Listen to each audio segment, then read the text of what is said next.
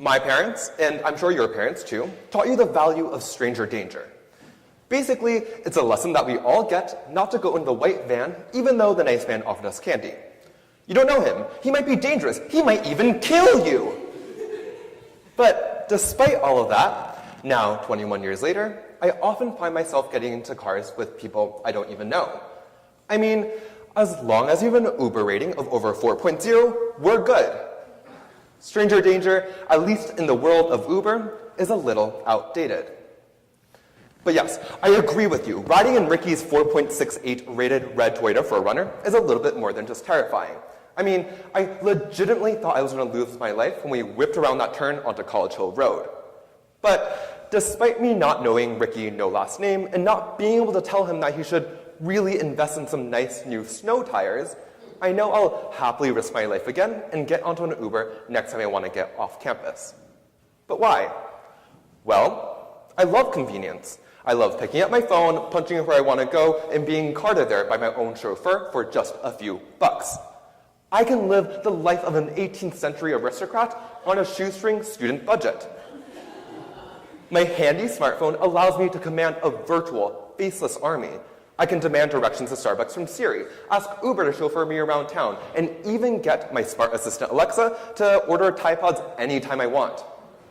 I have a full staff at my fingertips, and most likely, you do too.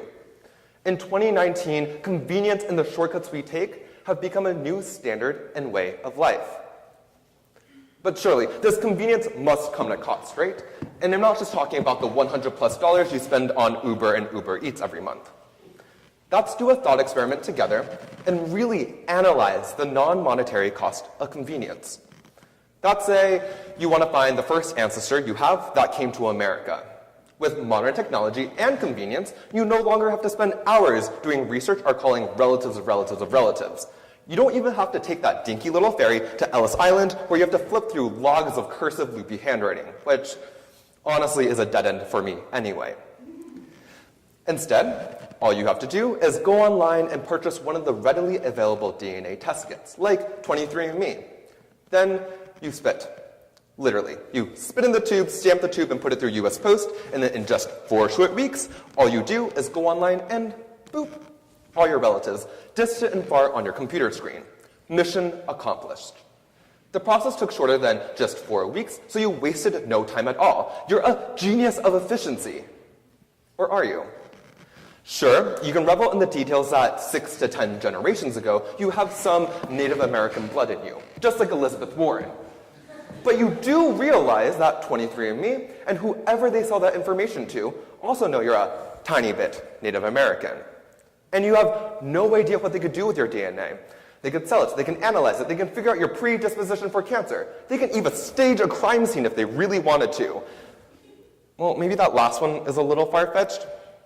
But what isn't far-fetched is 23andMe deciding to increase revenues one year and do that by trying to sell your DNA to insurance companies who can then deny you reasonable healthcare coverage just because you have a tiny risk for a rare genetic disease.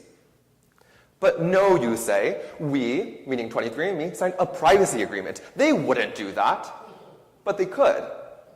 Online companies change their privacy agreements all the time, and they're not watching out for you, they're watching out for them. Do you still really want to spit into this tube now? Personally, I recommend saving that $99. And our desire for convenience and easy access to technology and services means we've already signed over a lot of our privacy and identity already. Just look at Google, our favorite search engine. With it, we can find information on almost anything.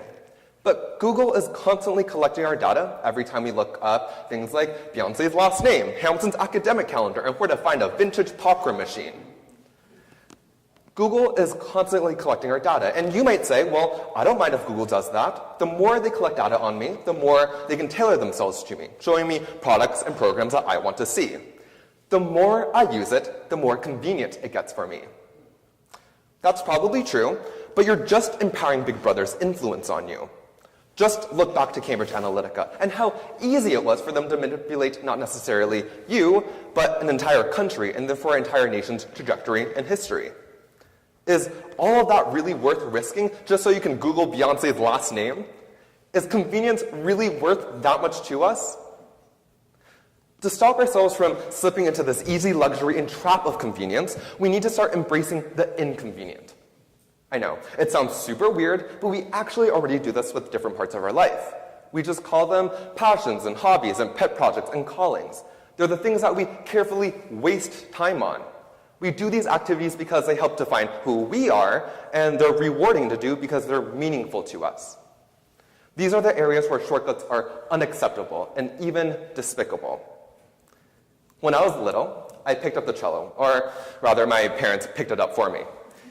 To say the least, I didn't love it. I mean, what kid wants to practice indoors all day just to create a barely recognizable version of like Twinkle Twinkle Little Star? I cried and cried during lessons. I hated performing and practicing in an itchy children's kids' tux.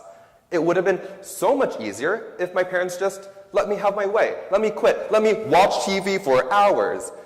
Way more convenient than dragging crying, snotty little Michael around in his ginormous cello.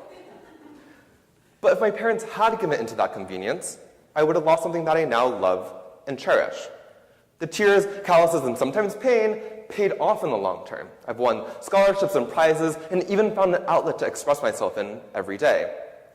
The past moment of inconvenience led to massive reward. Of course, I can't tell you to deprive yourself of Ubers and Alexas, and I promise you, I won't. But I do want all of us to take an opportunity to slow down and consider the inconvenient. Sure, continue using Siri to save some time, but don't use the saved time to find other shortcuts. Rather, use that time to find or hone a new passion. Perhaps Confucius said it best back in 500 BC. In the Analects, he wrote, 于是之不达. If you work in haste, you will never meet your true purpose. So take a breath, slow down, take the long way, cry a little, struggle a lot, and choose inconvenience. Because remember, convenience comes at a cost. Thank you.